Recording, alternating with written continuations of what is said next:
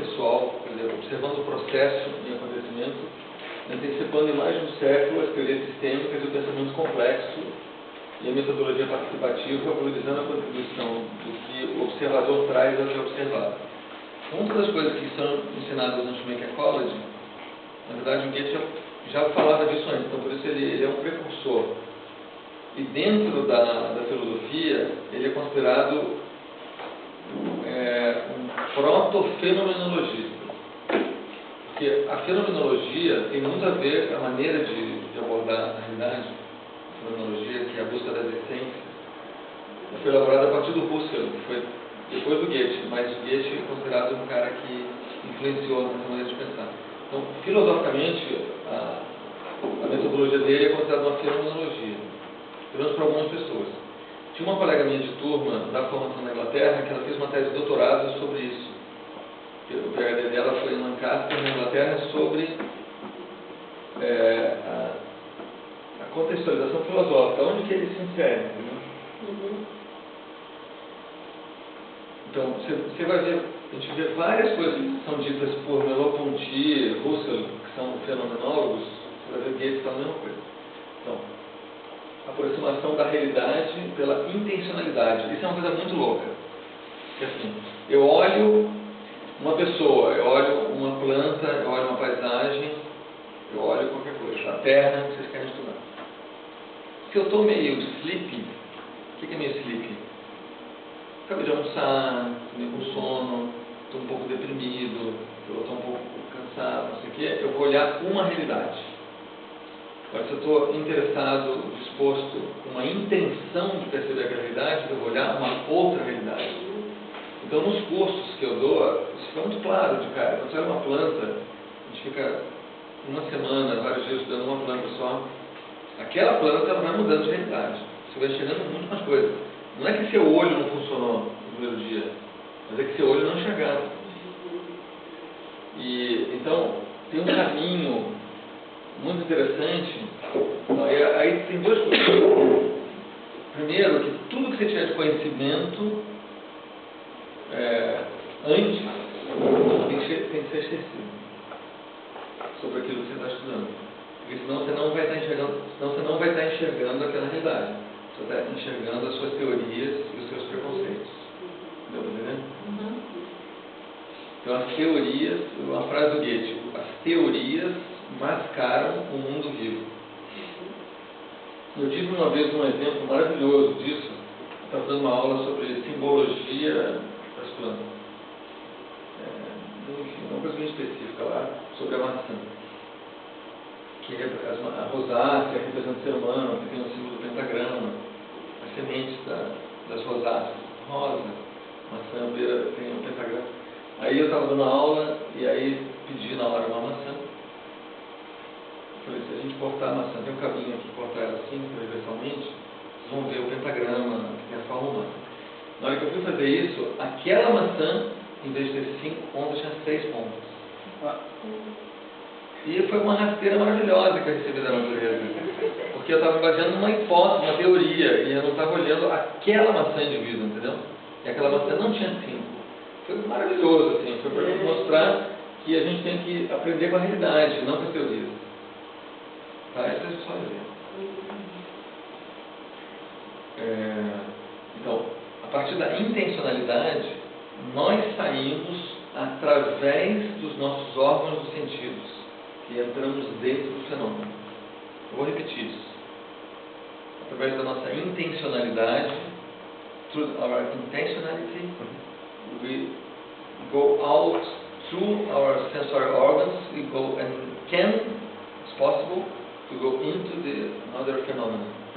Então, through the sound, visão, isso depende de quando que você está interessado em entrar naquilo.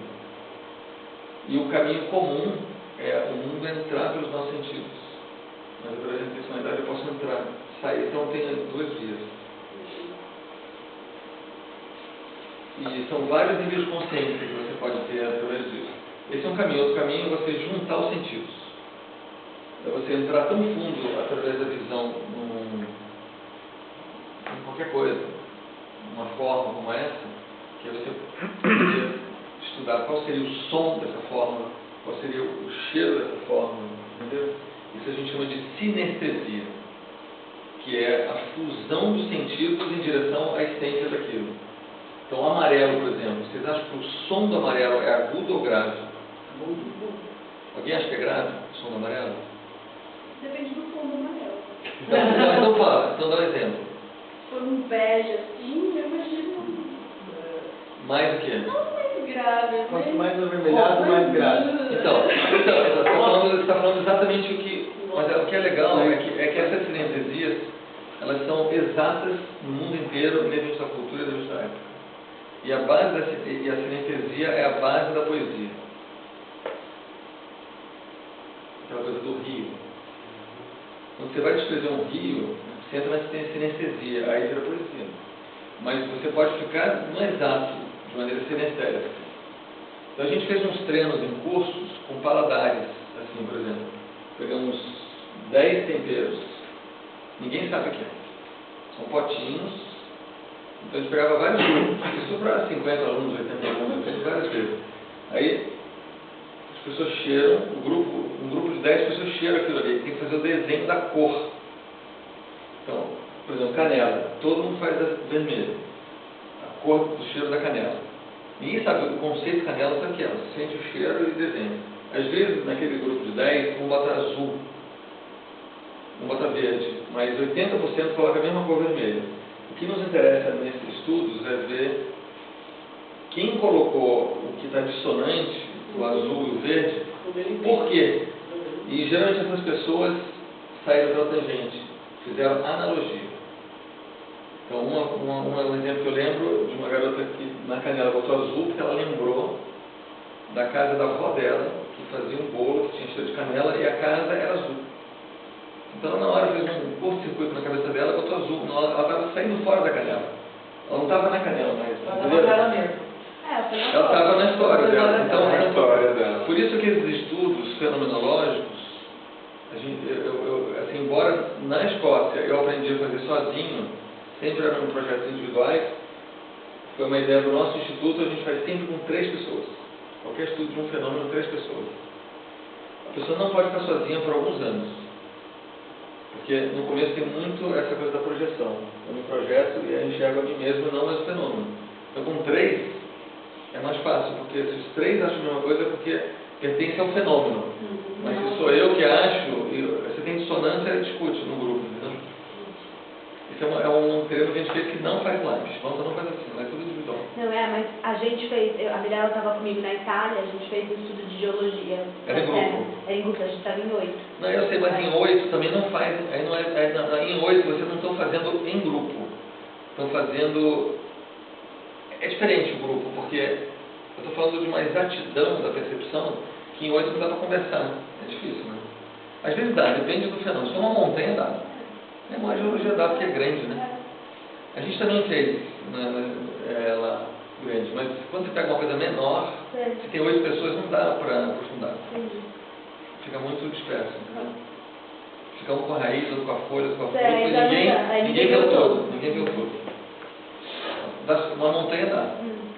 Então, da suposta objetividade, porque o Goethe também falou o seguinte, não existe objetividade. Porque quem está percebendo a realidade é o sujeito. Então, toda percepção é subjetiva. E ele antecipou 100 anos, 200 anos essa questão. Que é a suposta objetividade da ciência. Não existe isso. Um observador interfere no que está sendo observado. Ainda mais se for um animal. Imagina você observando um cachorro. Ele vai lamber você. Você não é invisível. Entendeu? Entende isso? Essa questão da influência do ambiente é muito fácil.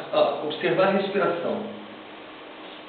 Se você tenta observar a respiração de uma pessoa, a pessoa sabe que está sendo observada a sua respiração, e imediatamente ela para de respirar. Respire normalmente. Respira normalmente.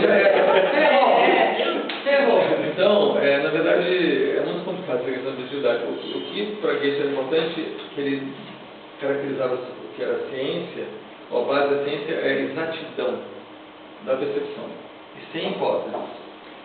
Do we understand things only through the senses? Or the senses trick us when we're experiencing phenomenon? Quem trickiest, but what I'm saying is that the objectivity don't exist to Goethe, Okay.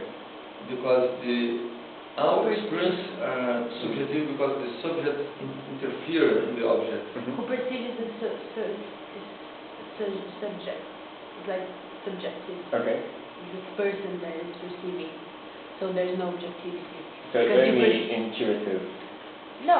No, it can be exact, but you are like a lens, and your lens is different from other person. Your perspective. Yeah. So it's a subject, even if it's... Even if it's exact, okay. Yeah. You're a subject, like subject mind, Okay. your vision. Okay. Yeah. Because one example is that the reality is tridimensional. A realidade é tridimensional. Two persons can't stay in the same point at the same time. Then the reality can be the same for two persons. Por exemplo, esse copo, você vê desse lado, eu vejo desse. Então você está vendo ele, no fundo tem aquele ambiente. Eu estou vendo aqui, no fundo tem outro ambiente. Não dá para ninguém ver como ele, porque só ele está nesse ponto. Ninguém vai poder ver esse copo da mesma forma, porque ninguém está ocupando o mesmo espaço ao mesmo tempo. E quando eu ficar naquele lugar, o copo já mudou. Eu tenho que juntar. Então, na época,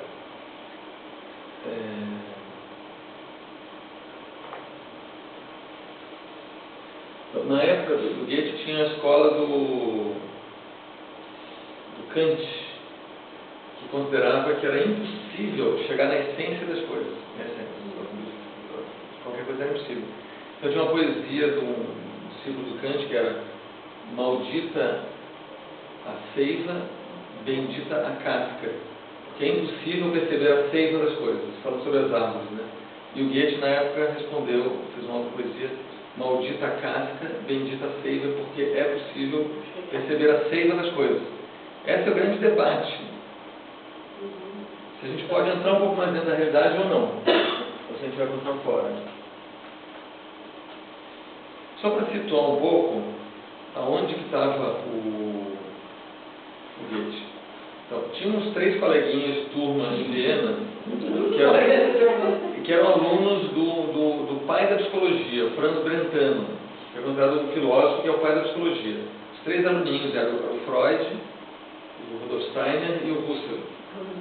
E aí, o aluninho que eles eram jovens, né? O Steiner foi colega do Freud? E do Husserl, as 3 eram de turma. Que engraçado. E aí, o Husserl deu origem à fenomenologia, o Steiner à antropologia e o Freud à psicanálise. Só que deixa eu ver aqui os slides. Não, mas tem uma coisa interessante que eu consegui descobrir depois. É engraçado que cada um vai para um lado e você renega o outro, né? O mundo de hoje é assim. Agora olha o elo. Você vai em conta. O tio do Franz Brentano era o Clemens Brentano, que era amigo do Goethe. Então, na verdade, o Franz Brentano, ele conversava muito com seu sobrinho, que era o Franz Brentano, de uma maneira de integrar a poesia com ciência e que influenciou esses 3 alunos.